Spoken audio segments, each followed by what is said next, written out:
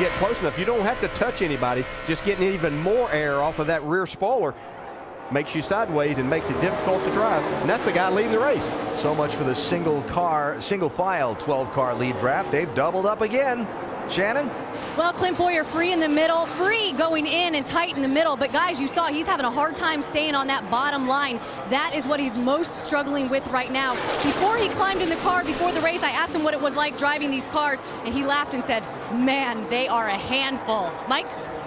Shannon, talking with Brad Keselowski's crew chief Paul Wolfe at the beginning of the weekend, he told me before they came down here in May for the open test, there was a definite sense of anxiety. They did not know what to expect, but when they left, they were at ease, a sense of relief. They knew they had a good car. That prevailed throughout the course of this week. In fact, Brad said after practice, I know we've got a car as good, if not better, than everyone else out there. He's proving that once again. He's out in front. He says the only time we have trouble is when we're getting pushed. Then we get a little bit loose.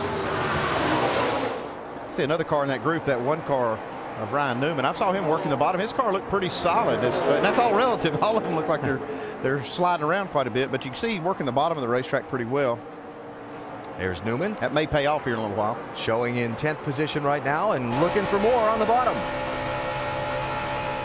You can see Dale Jr. right in front of him has made his way back up into this lead pack after falling back a little while ago. And what was the term Dave used before? Recovery? Yeah. Yeah, look how much Newman's getting out of the throttle completely.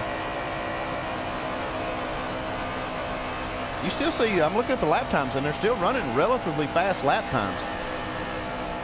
Man, look at him pedal these cars, though. See, yeah. Junior had to get out of the throttle right there.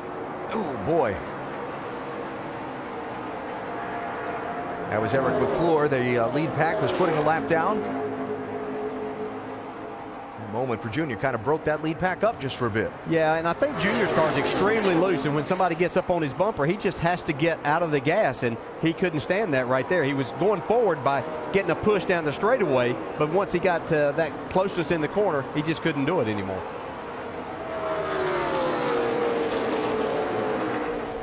"30 laps into this run. Let's talk about some pit strategy. On the only caution we've had so far, we saw some of the cars in the back part of the field dive onto pit road and make stops, but none of those cars are in this lead pack. Yeah, they'd only run about 8 laps when they made those pit stops, those cars on the back part of the field. We'll see, they'll be able to stay out a little bit longer. I'm not sure if it goes green that they'll want to, though, because as soon as these cars start pitting and get tires, I don't think you want to sit out there on the track and lose time to them. When do you think we see the first move? About 35 or so? Well, we don't know. That's the problem. We're going to find out.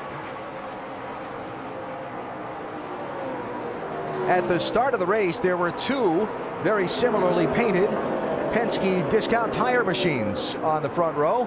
Brad Keselowski's is still leading, but Parker Kligerman has fallen back to 20th place from the beginning of that group to the back of that next group. Dave, what's going on?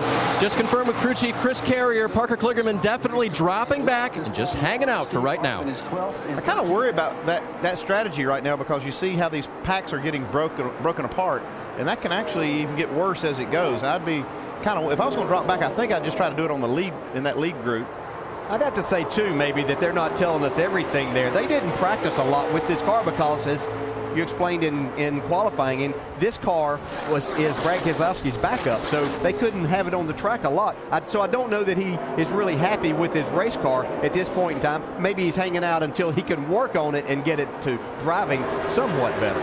Just ahead of them, that 88 car out of the Junior Motorsports stables, Greg Sachs, 25 years after his win in the Firecracker 400 here at Daytona. Back again, 1 race shot for Sachs. That company that sponsors that car, he owns. He's one of the principal investors in, and they are going to sponsor the 88 car with Ron Fellows at Watkins Glen and Elliott Sadler for a number of races. And Sachs right now running in 18th position. Again, 25 years after his great upset win here at Daytona. 57 years old. Yeah, for not being in a race car, he's doing a nice job. Here's the answer. Pit stops. Caution is out. They don't get hit. Oh, my goodness. What a job Keselowski did there to get back on the track. You weren't going to make the commitment line. The yellow light was closed, and we were already committed. I'm not sure, though. He wouldn't have been better off to go ahead and make that. flat tires. Be careful. Well, go slow, flat tires. I think that's what Joey Meyer, the spotter, was telling Brad, that the move to get back on the racetrack was the right one because they weren't going to make the commitment line before pit road would have been closed. So that's why he made that move. Yeah. So Michael and Ed with some trouble in the, I'm assuming, slow down to get the pit road. Yeah, I'm not sure. You know, a lot of times you get in that situation and the driver behind you is not fully aware that you're coming to pit road, so he could have gotten tapped, or just a situation of getting hard on the brakes, you can get the car very loose. Let's see. I like it when we find out for sure. Yes. He's up on the high side. He just got loose. Yeah, that didn't have anything to do with. I'm pretty sure he wasn't trying to make pit road. But he did a nice job of saving this, not hitting anything.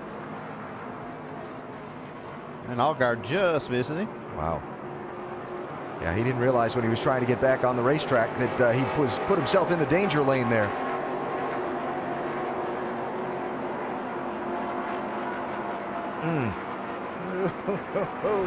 Man. Close call. It's not surprising, though, that these Dodges are the first ones to try to make a green flag stop. They're making a lot of power, and that doesn't bode well for mileage. So they were coming to pit road right here. And you can see, I mean, they're out of control trying to get their car stopped and still made this move. Back onto the racetrack. You see the commitment cone there, center of the picture. So the beginning of the pit road speed limit, rather. We cannot afford a penalty here. Cannot afford a penalty. 4,700 at the line. 47. Spin behind you. Cousins out. Spin out. Come on. Watch him outside. Outside. There you go. Come on. A good job of spotting right there. Yeah, it was. I'm sure Justin was probably thinking, I'm pushing this throttle as hard as it'll go, but this is as much as I can get. Here's Brad Keselowski's radio. Watch the yellow line here. Oh, I got to spin behind you. Caution. Get up. He's behind you. Come on. Watch out. Get going. Move. Got busy, didn't he? Yeah, my goodness. Good job, though. Joey Meyer, the spotter for Brad Keselowski, longtime spotter for Martin Truex Jr. And wow. Very animated. Yeah, nice job. And that's one of the things that's really hard, because you say, okay, they weren't to the commitment cone, but they had committed to pit road, but it was going to be a penalty if they would have gone on to pit road. And so they did the right thing by being able to get back out there. But that's something that I think has been a struggle as far as the rules go, but that's what the rule is. Well, I'll tell you what, all these leaders, all these guys glad to see this caution come out, though, so they can get 4 new tires on these cars and make some chassis adjustment. So in all that mayhem, Kyle Busch became the leader. Brad Keselowski and Justin Allgaier went back to 9th and 10th. Michael Annett limped around. He's on pit road, getting fresh tires, looking to get off pit road and come back around to the field. Obviously, he's come in before the pit road was open, so he'll start at the back of the line.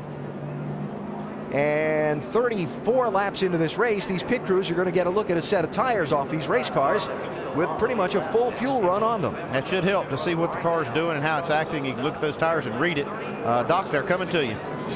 55 miles an hour. They reminded Kyle Busch his pit road is also worn out as the racetrack is going to be slippery. He stops okay. They're going to put 4 tires on. Going to top it off with Sunoco fuel and make an air pressure change. Dave.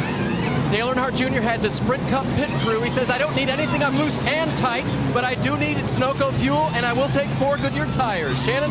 Kevin Harvick, bottom left, said it would take 15 laps to figure out how the car is. So far, it's good. No changes, 4 tires. Mike? Ryan Newman complaining his car's just a little bit tight. They're going to take 4 tires as well. They're going to go down a round and a half on the track bar. Going to try to free that car up a little bit. They're away. A very clean stop for the 1. Our Nationwide Insurance race off pit road. Wow. 7 spots, 4 tires for Keselowski.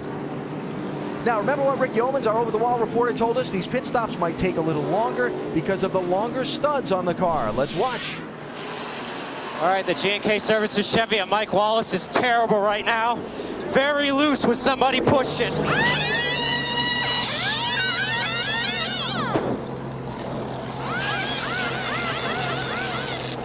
On this left side, I'm going to put a full spring rubber in.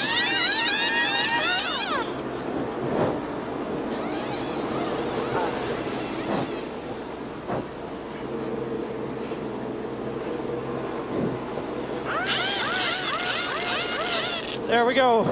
Full rubber in the left rear and 4 rounds down on the left rear. Pretty big adjustment. Way to go, Rick. Caution out for the second time tonight at Daytona.